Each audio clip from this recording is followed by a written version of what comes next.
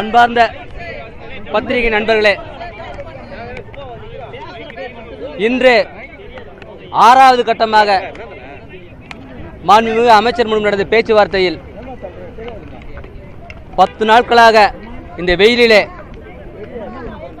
மழையிலும் காத்து கொண்டிருக்கும் இந்த மக்களை இந்த சமூக நீதி பேசுகிற அரசின் சார்பாக பேச்சுவார்த்தை நடத்த வந்தவர்கள் கோரிக்கையை பற்றி ஒரு வார்த்தை கூட பேச தயாராக இல்லை. 6வது கட்ட பேச்சுவார்த்தையிலும் கோரிக்கையை பற்றி பேச தயாராக இல்லை. இங்கிருந்து அப்புறப்படுத்துவதை பற்றி பேசினார்கள். நீங்கள் இங்கே இருந்து சென்று ராஜரத்னம் எடுத்துட்டு போய் போராடுங்கள் என்கிறார்கள். நாங்கள் பணி செய்ய இடம் இந்த இடம், இங்கே எங்களுக்கு பேசுறதுக்கு உரிமை இருக்கு, இங்கே எங்கள் பணி மறுக்கப்பட்ட இடத்துல நாங்கள் நிற்கிறோம்னு சொல்கிறோம். இல்லை அப்படி பேசுகிறதா இருந்தால் பேசுகிறோம், இல்லை பேச முடியாதுன்றாங்க. நீதிமன்றத்தில் பார்த்துக்கலான்றாங்க. இதுதான் சமூக நீதி அரசான்ற கேள்வி எழுப்பிட்டு வந்திருக்கோம். அதுக்கு அடுத்து பார்த்தீங்கன்னா மிகவும் அந்த மாநகராட்சி இணை ஆணையர் விபி ஜெயசீலன், மாநகராட்சி இணை ஆணையர் விபி ஜெயசீலன் இந்த மக்களை 20 ஆண்டுகளாக உழைத்த இந்த தூய்மை பணியாளர்களை கொச்சைப்படுத்தும் வகையில் சில தொழிலாளர்கள் மட்டுமே போராடுகிறார்கள் என பத்திரிகையில் பேட்டி கொடுத்துள்ளார். இரண்டாம் தரமாக இந்த அரசின் ஆளுங்கட்சியை சார்ந்தவர்கள் 753 சம்பளம் தரமாட்டேன் மறுத்தவர்கள் 5000 தருகிறேன், போராட்ட பந்திலிருந்து வெளியே வாருங்கள் என நாளும் பொழுதும் தொல்லை செய்து வருகிறார்கள். நேரு வழியாக பதிலளிக்க பேச்சுவார்த்தை நடத்த தயாராக இல்லாத இந்த அரசு 3ஆம் தரமாக பின்வழியில் கவுன்சிலர்களை ஆளுங்கட்சி சார்ந்தவர்களை வைத்து உங்களுக்கு அரசு வேலை வாங்கி தருகிறேன், இங்கிருந்து வந்து விடுங்கள் என்று மிரட்டும் வேலை செய்கிறார்கள். அப்பாவி மக்கள் இன்று பணம் வந்தால் வீட்டில் அடுப்பு எரியும், இந்த மாதம் வாடகையை கட்ட வேண்டும் என்று உள்ள மக்களுக்கு பண ஆசையை காட்டுகிறார்கள். அதையும் தாண்டி தூய்மை பணியாளர்கள் தன்மானம் மட்டுமே பெரிது, சமூக நீதி மட்டுமே பெரிது என இந்த போராட்ட பந்தலில் அணியினே வகுத்து வருவார்கள். எங்களது இந்த போராட்டத்தை பொறுத்தவரை 6ஆம் நாள் போராட்டத்தில் அமைச்சர்களின் அதிகாரிகளின் நிச்சயமற்ற நிலையால் இந்த பேச்சுவார்த்தை முடிவு பெற்றது. எந்தவித முன்முயற்சியும் இல்லாமல் முடிவு பெற்றது. இந்த போராட்டத்தின் அடுத்த கட்ட நகர்வை பற்றி எங்களுடைய உழைப்போர் மையத்தின் மாநில தலைவர் பாரதி அவர்களை உங்களிடம் பேசுமாறு கேட்டுக்கொள்கிறேன். இன்றைக்கு நடந்திருக்கக்கூடிய பேச்சுவார்த்தை இங்கே சென்னையில் இருக்கக்கூடிய மாண்புமிகு அமைச்சர் சேகர்பாபு அவர்கள் இன்றைக்கு அரசு தரப்பிலே கலந்து கொண்டிருக்கிறார். சங்க தரப்பிலிருந்து பேச்சுவார்த்தை நடத்தப்பட்டது. அவர்கள் தங்களுடைய நிலைப்பாடிலிருந்து மாற்றவில்லை, அதற்கு மாறாக இங்கிருந்து வேறு இடங்களுக்கு சென்று போராடுங்கள் என்று சொல்லியிருக்கிறார்கள். அதை சங்கம் ஏற்க மறுத்தது. அதனால் பேச்சுவார்த்தை இல்லை என்று சொல்லியிருக்கிறார்கள். பேச்சுவார்த்தை இல்லை என்று அரசு சொன்னாலும் இங்கே இருந்து ஒரு தொழிலாளி கூட நகர மாட்டார்கள், பெண் தொழிலாளர்கள் நகர மாட்டார்கள். ஒருவேளை கைது செய்தால் இந்த அரசு எந்த இடத்திலிருந்தும் போராட்டத்தை தொடருவார்கள். ஒருபோதும் போராட்டத்தில் இருந்து சங்கம் பின் ஒதுங்காது. இந்த அரசு ராம்கி நிறுவனத்திற்கு ஏஜென்ட்டாக செயல்பட வேண்டும், 271 கோடி ரூபாய்க்கு ஏஜென்ட்டாக செயல்பட வேண்டும் என்று நினைத்தால் சமூக நீதி சமத்துவம் என்று சொல்லக்கூடிய அரசுக்கு சரியான நீதியை உழைப்போர் உரிமையகம், LTUC, AICTU, பெண் தூய்மை பணியாளர்கள் நிச்சயமாக கொடுப்பார்கள், பதிலடி கொடுப்பார்கள். இப்ப இந்த தேர்தல் நேரத்தில் அளித்த வாக்குறுதியை என்ன சொல்றாங்க? அது சொன்னாருன்றாங்களா, சொல்லலன்றாங்களா? அதை பத்தி ஏதாவது பேசுறாங்களா? 19/1/2021 அன்று தேர்தலுக்கு முன்பு இன்றைக்கு இருக்கக்கூடிய மாண்புமிகு முதல்வர் அவர்கள் இந்த சென்னை மாநகராட்சி கடிதம் எழுதியிருக்கிறார். அதிலே வர்தா புயலில் இருந்து கொரோனா காலத்திலிருந்து இந்த மக்கள் தான் உழைத்திருக்கிறார்கள். அதிலும் குறிப்பாக 80% மக்கள் ஆதி திராவிட மக்கள். எனவே எண்ணியல்லம் தொழிலாளர்களை நீதிமன்ற தீர்ப்புக்கு காத்திருக்காமல் பணி நிரந்தரப்படுத்த வேண்டும் என்று சொல்லியிருக்கிறார். தேர்தல் வாக்குறுதி எண் 285 தூய்மை பணியாளர்களை பணி நிரந்தரம் உட்பட சம்பளம் உட்பட கோரிக்கைகள் நிறைவேற்றப்படும் என்று அவருடைய தேர்தல் வாக்குறுதி எண் 285 சொல்லியிருக்கிறார். 10 ஆண்டுகளுக்கு மேல் அரசு துறையில் தற்காலிகமாக பணிபுரிந்தால் அவர்களை பணி நிரந்தரப்படுத்த வேண்டும் என்று 153 தேர்தல் வாக்குறுதி எண்ணிலே சொல்லியிருக்கிறார். இன்றைக்கு இருக்கக்கூடிய முதல்வர் எழுப்பிய கேள்வியை நாங்கள் கேட்கிறோம். அதே நேரத்தில் அவர்கள் ஒன்றை சொல்லுகிறார்கள், 10 மண்டலம் தனியாருக்கு போயிட்டு இப்ப போனா என்ன பண்ணீங்கன்னு கேட்கிறாங்க. ஒரே கேள்விதான், 10 மண்டலம் தனியாருக்கு போன போது ஏன் இன்னைக்கு இருக்கக்கூடிய முதல்வர் எதிர்த்தாரு? ஏன் மா சுப்பிரமணியன் அவர்கள் இங்க சென்னை மாநகராட்சிக்குள்ள ஐயோ இந்த ஜனங்க வயிற்றுல அடிக்காதீங்க, வேலையை விட்டு வெளியே அனுப்பாதீங்க சொன்னாரு. அப்ப உங்களுக்கு தேர்தலுக்கு முன்னாடி ஒன்று பேசுவீங்க, ஆட்சி முடிஞ்சு நீங்க கையில வந்தா வேற ஒன்று பேசுவீங்களா? இன்னைக்கு ராம்கி நிறுவனம் லாபம் சம்பாதிக்க என்ன பண்ணுறாங்கன்னா, ஒன்று சிறப்பாக நடக்குமா வேலை, ரெண்டாவது காசு குறையுமா. சிறப்பாக நடக்கிறதுக்கு வித்தியாசம் காட்ட சொல்லுங்கள். மொத்தம் 15 மண்டலம், 10 மண்டலம் தனியாக இருக்குது, 51 11ஆம் மண்டலம், 12 வார்டு, அங்கே இருக்கக்கூடிய 12 வார்டு இதே சுய உதவி குழு திட்டத்தில் தான் இருக்குது. 3 வார்டு தான் தனியார் மையம். பிரித்து காட்ட சொல்லுங்கள் எங்கெங்கெல்லாம் கம்ப்ளைண்ட் இல்லை. ஏற்கனவே Enviro solution, Spain company, Ramki Andhra company நல்லா வேலை செய்கிறாங்க, இவங்க நல்லா வேலை செய்யல அப்படி சொல்லுங்கள். முதலமைச்சர் கடிதம் கொடுத்துருக்காரு, கொரோனா காலத்தில் இவங்க தான் காப்பாற்றினாங்கன்னு. அப்போ நாங்கள் நல்லா தெரிஞ்சோம், இப்போ நாங்கள் கேவலமாக தெரியுறோமா? வெளியே அமிச்சு கான்ட்ராக்டுக்கு எதிராக பேசினா நாங்கள் கேவலமாக தெரியுறோமா உங்களுக்கு? எங்கள் வேலை இன்னும் சிறப்பாக அமையல. மற்ற லாபம் இல்லாமல் எந்த கம்பெனி வரமாட்டான். ஸ்பெயின் கம்பெனி ஓட்டு போடல, என்விரோ சொல்யூஷனு, ராம்கி ஓட்டு போடல. இந்த ஜனங்க விடியல் அரசு வந்தால் தேர்தல் வாக்குறுதி கொடுத்தீங்களே பணிந்திர சொல்லி வட சென்னையினுடைய பூர்வகுடி மக்கள், அருந்ததின ஆதி திராவிட மக்கள் இவங்க ஓட்டு போட்டு தேர்ந்தெடுக்கக்கூடிய அரசு எலெக்ஷன் முன்னாடி எங்களை ஏற கட்டணும்னு நினைக்கிறாங்க. நீங்களா நாங்களான்னு பார்ப்போம்.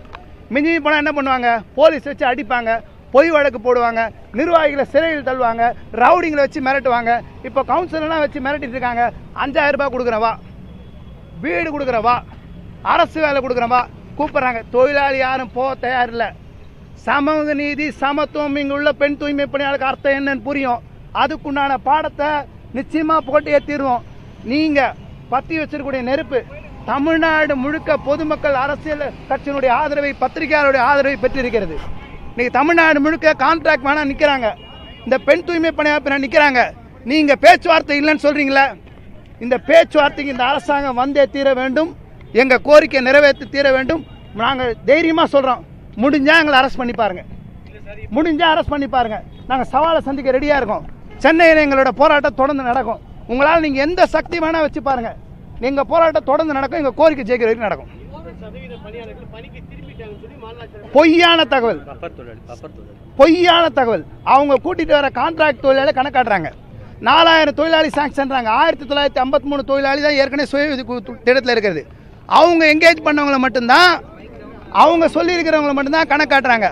தொழிலாளி இங்கேருந்து அவங்க லிஸ்ட்டு வெளியிட சொல்லுங்கள். யார் யார் எங்கெங்கே என்எல்எம்ல வேலை செஞ்சவங்க எந்த வாழ்லையும் வந்து வெளியே சொல்லுங்க. பொய்யாக வேண்டுமென்றே போராட்டத்தை சீர்குலைக்க வேண்டும் என்ற எண்ணத்தோடு பொய்யான தகவல்களை பத்திரிகை மூலமாக பரப்புகிறார்கள். இதை 100% நாங்கள் மறுக்கிறோம். இது உண்மை கிடையாது. இங்கே களத்தில் இருக்காங்க, நாங்கள் லிஸ்ட்டு கொடுக்குறோம். எவ்வளோ தொழிலாளி போராட்டத்தில் இருக்காங்க, நாங்கள் லிஸ்ட்டு கொடுக்குறோம். இது முழுக்க முழுக்க இன்றைக்கி அவங்க ஆள் பிடிக்கிற வேலையை செஞ்சுட்டு இருக்காங்க. யாருக்குன்னா ராம்கிக்கு ஏஜென்ட் வேலையை இவங்க பார்க்குறாங்க. எதுக்கு? அரசாங்கம் ஓட்டு போட்டது ஜனங்க, அவங்களா ஓட்டு போட்டாங்க. 271 கோடி ரூபாய்க்கு நினச்சா நீங்கள் என்ன வேணால் பண்ணுவீங்களா? 10 வருஷத்துக்கு 2500 கோடினா என்ன வேணால் பண்ணுவீங்களா? எங்கள் தலையை அடமானம் வச்சு தான் நீங்கள் கான்ட்ராக்ட் அனுப்பணும்னு நினச்சா ஒருபோதும் அனுமதிக்க மாட்டோம்.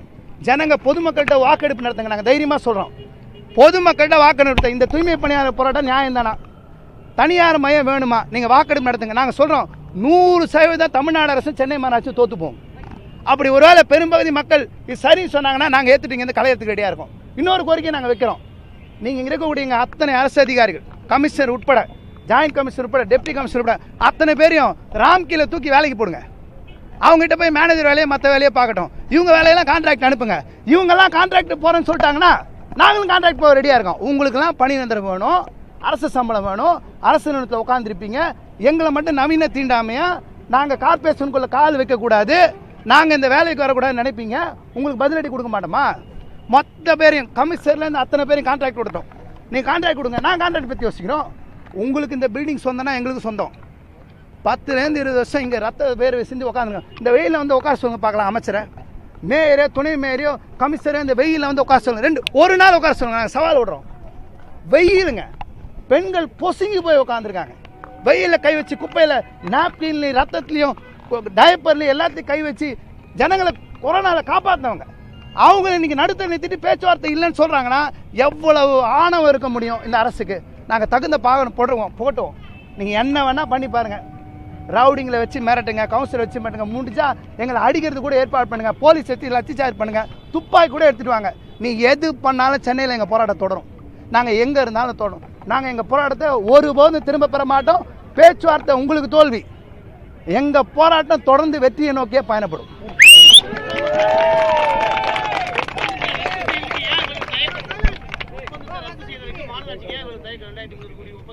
சார், அவங்க ஜூலை 9 அகில இந்திய வேலைநிறுத்த போராட்டம் நடந்தது, உங்களுக்கு எல்லாருக்கும் தெரியும். அதில் என்ன சொன்னாங்கன்னா, திராவிட முன்னேற்ற கழகத்தினுடைய தொழிற்சங்கம் எல்பிஎஃப் அவங்க என்ன கோரிக்கை வச்சாங்கன்னா, பொதுத்துறை நிறுவனங்களை தனியாருக்கு தாரை வார்க்கக்கூடாது.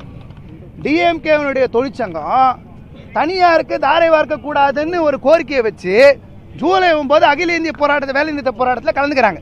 அப்போ இங்கே பொதுத்துறையை தூக்கி தனியார் கூடிய ராம்கி நிறுவனம் என்ன சமூக சேவை செய்யறதுக்கு வராங்களாங்க? ராம்கி நிறுவனம் வந்து ஆமாம் நாங்கள் சென்னையை சுத்தம் பண்ண போகிறோம், மக்கள் மேலே ரொம்ப அக்கறை வராங்களா? லாபம் சம்பாதிக்க வராங்க. அவங்களுக்கு ஒன்று தான், கார்பரேட் பக்கம் அவங்க நிற்கிறாங்க. சினிமாவில் மட்டும் தனியாக வசனம் பேசினா போதாது, மாமன்னன் படத்தில் வசனம் பேசினா போதாது, வேறு சினிமாவில் வசனம் பேசினா போதாது, பட்டியலின மக்கள் சரிக்கு சமமாக உட்காரணும் சொன்னால் போதாது, கார்பரேஷனுக்குள்ளே சரிக்கு சமமாக நிரந்தர தொழிலாளியாக உட்காரணும் நாங்கள் சொல்கிறோம்.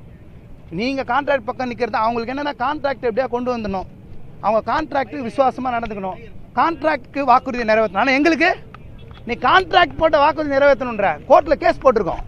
கோர்ட்டில் கேஸ் பெண்டிங் இருக்கும்போது பர்மிஷனே வாங்காமல் கமிஷனர் கான்ட்ராக்டுக்கு விட்டுருக்காரு. அவர் வந்து 6 மாதம் ஜெயில் தண்டனை இருக்கும். தொழில் தகராறு சட்டம் 1947 பிரிவு 31 கீழே இன்னைக்கு மீறி இருக்காரு. அந்த கோர்ட்டில் தொழில் தீர்ப்பாயத்தை இண்டஸ்ட்ரியல் ட்ரிபியூனல் போய் பர்மிஷன் வாங்கலை. அவர் தான் இன்னைக்கு ஜெயிலுக்கு போக வேண்டியவர். ஆனால் அவங்களுக்கு விசுவாசத்தை பற்றி யோசிக்கிறீங்களே? இந்த ஜனங்களுக்கு தேர்தல் வாக்குறுதி 153, 285, 19/1/2021 கடிதம் எல்லார் கையிலையும் இருக்கு, எல்லார் கையிலையும் போயிருக்கு. மரியா நீங்கள் பார்த்தீங்கன்னா ஒரு பேட்டி எல்லாருமே பார்க்கலாம், இப்போ கூட எல்லா வீடியோவில் பார்க்கலாம். கேள்வி கேட்பாங்க, அண்ணா எங்களுக்கு வேலை போச்சு என்ன பண்ணலாம்? கொஞ்சம் மாதம் பொறுத்துக்கோங்க, நீங்களாம் கான்ட்ராக்ட் இருந்தாலும் உங்களை வெளியே அனுப்பிச்சிட்டாங்க. எல்லாம் தொழிலாளி நான் சொல்கிறேன், இந்த தொழிலாளி சொல்கிறேன், நாங்கள் ஆட்சிக்கு வந்தவொடனே உங்களெல்லாம் பர்மனன்ட் பண்ணிடுறோம். முதலமைச்சர் அவர்கள் மரியா என்ற பெண் தூய்மை பணியாளருக்கு பேசுனது நீங்கள் எப்போ வேணால் போய் பார்க்கலாம். நான் சொல்ல அவர் வாயாலே சொன்னது, கடிதம் கூட சொல்லலை. அப்போ அவங்க வாக்குறுதி உங்களுக்கு முக்கியம், ராம்கி கான்ட்ராக்ட் வாக்குறுதி முக்கியம். இந்த ஏழை ஜனங்க, ஒடுக்கப்பட்ட மக்கள், அடித்தட்டு மக்கள் கொடுத்த வாக்குறுதி உங்களுக்கு முக்கியம் இல்லையா? யாரும் கேள்வி கேட்க மாட்டாங்கன்னு நினச்சி நீங்கள் என்ன வேணால் பண்ணுவீங்களா? எங்கள் போராட்டம் தொடரும், நாங்கள் தொடருவோம், எந்த சொல்லி தொடருவோம்.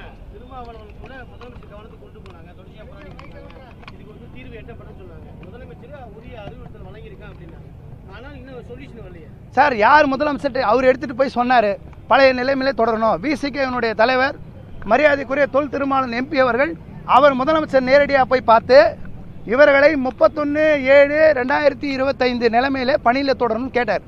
கோரிக்கையும் வச்சார், எங்களுக்காக கோரிக்கை வச்சார். அமைச்சர்கிட்டையும் நேரு அவர்கிட்டையும் உள்ளாட்சித்துறை அமைச்சர்கிட்டையும் கோரிக்கை வச்சாங்க. ஆனால் முதலமைச்சர் என்ன சொன்னாங்க, அங்கே இருக்கிறவங்க நிறைவேற்றணும்னு சொன்னாங்க. ஆனால் இங்கே இருக்கிறவங்க முதலமைச்சர்கிட்ட என்ன கொண்டு போனாங்கன்னு தெரியல. நாங்கள் பேசியே முடிச்சோன்னு சொல்கிறாங்களா, யாதரவாக இருக்காங்களா தெரியாது. முதலமைச்சர் காது கொண்டு இவ்வளோ பேர் உட்காந்துருக்காங்க சார், சென்னையினுடைய இவ்வளோ மையப்பகுதி. இது முதலமைச்சருக்கு துணை முதல்வர் தெரியாதா? கூலிப்பட நிகழ்ச்சிக்கு துணை முதல்வர் வந்து போகிறாங்க, ரூட்டை மாற்றி இங்கே அனுப்புகிறாங்க, இங்கே நேரு ஸ்டேடியம் போகிறாங்க. இங்கே ஏதான ஜனங்க உட்காந்துருக்காங்க. நீங்கள் ஒரு வார்த்தை வந்து என்னன்னு கேட்கக்கூடாதா? என்ன இப்போ என்ன கேட்டோம்? உங்கள் வீட்டு சம்பளம் எதனா கேட்டோமா? நாங்கள் ஏதாவது நீங்கள் கலந்துட்டி சொத்து சண்டி சொத்து ஏதாவது காசு கேட்டோமா? இல்லையே. செஞ்ச வேலையே எங்களை செய்ய விடுங்கன்னு கேட்டோம். நீங்கள் சொன்ன வாக்குறுதியை நாங்கள் ஒன்றும் ஈகோவோ போட்டிட்டோ நான் ஜெயிச்சோமா நீ ஜெயிச்சோமா நாங்கள் எதுவும் கேட்கல. நாங்கள் கேட்குறது ஒன்று தான், எங்கள் வேலையை செய்ய விடுங்கன்னு கேட்குறோம். சாதாரண மக்கள் நாங்கள் செஞ்ச வேலை. சார் இன்றைக்கி சம்பளம் 19,598 ரூபா 26 நாளைக்கு, 31 நாளைக்கு 23 ஆச்சுல்ல. அவங்க பரிதாபப்பட்டு கொடுக்கல, 391 ரூபா ஒரு நாளைக்கு சம்பளம் இருந்தது. கோர்ட்டில் கேஸ் போட்டோம், மாண்புமிகு நீதிபதி அவர்கள் பார்த்திபன் அவர்கள் கொடுத்தாங்க, மகாதேவன் பெஞ்சு கொடுத்தாங்க. நாங்கள் இது வரைக்கும் 11 ஹைகோர்ட் நீதிபதி சந்திச்சிருக்கோம். சம்பளம் 390லேருந்து 753 ரூபா வரைக்கும் வாங்கியிருக்கோம். அந்த சம்பளத்தையும் குறைக்கிறேன்றாங்க. பிரச்சனை என்னென்னா வேலை முதல்ல இதில் தொடரணும். நாங்கள் வந்து போய் கான்ட்ராக்டில் இதே சம்பளம் கொடுத்துட்டா போகலாம், எங்கள் ஸ்டாண்ட் இல்லை. எங்களுக்கு சென்னை மாநகராட்சி வேலை தான் தொடரணுன்றது தான் எங்களோட மையமான கோரிக்கை. சம்பளம் அவங்க லாபம் சம்பாதிக்கிறதுக்கு மினிமம் வேஜஸ் ஆக்ட் படி கஷ்டப்பட்டு வாங்கியிருக்கோம். நீங்கள் ஆவடி மாநகராட்சியில் தாவரம் மாநகராட்சியில் 10,000 12,000 சம்பளம். நாங்கள் வழக்கு தொடுத்து கார்பரேஷன் தீர்மானம் போட்டு எங்கள் உழைப்போர் உரிமைக்கும் எல்டியூசி சார்பில் நாங்கள் கேஸ் போட்டு இந்த சம்பளம் வாங்கி கொடுத்துருக்கோம். 88 கோடி ரூபாய் அரியஸ் 2023 வாங்கியிருக்கோம். இத்தனை தொழிலாளிக்கு இந்த சம்பளத்தை பொறுக்க முடியாமல் தான் வெளியே அனுப்புகிறாங்க. இப்போ 761 ரூபா இந்த ஏப்ரல் மாதத்துலேருந்து இந்த சம்பளம் கொடுக்கக்கூடாது. ஏங்க 19 சில்லறையும் 16,000 சம்பளம் எவ்வளோ வித்தியாசம் இருக்குது? ஒரு ஏழை தொழிலாளி அவங்க வீட்டு வாடகை கட்ட மாட்டாங்களா? படிக்க வைக்க மாட்டாங்களா? 3000 மளிகை சாமான் எவ்வளோ பெரிய விஷயம். எத்தனை பேர் போய் பாருங்கள், காலில் என்ன நல்ல செருப்பு இருக்கா பாருங்கள், அவங்க போட்டிருக்க ட்ரெஸ் எப்படி இருக்குன்னு பாருங்கள். இந்த வெயிலில் முதல்ல நம்மளால் உட்கார முடியுமா? இந்த ஜனங்களுக்கு இந்த மாதிரி விஷயம் செய்கிறது என்ன விதத்தில் நியாயம்? அதெல்லாம் தாண்டி எங்கள் போராட்டம் தொடரும்.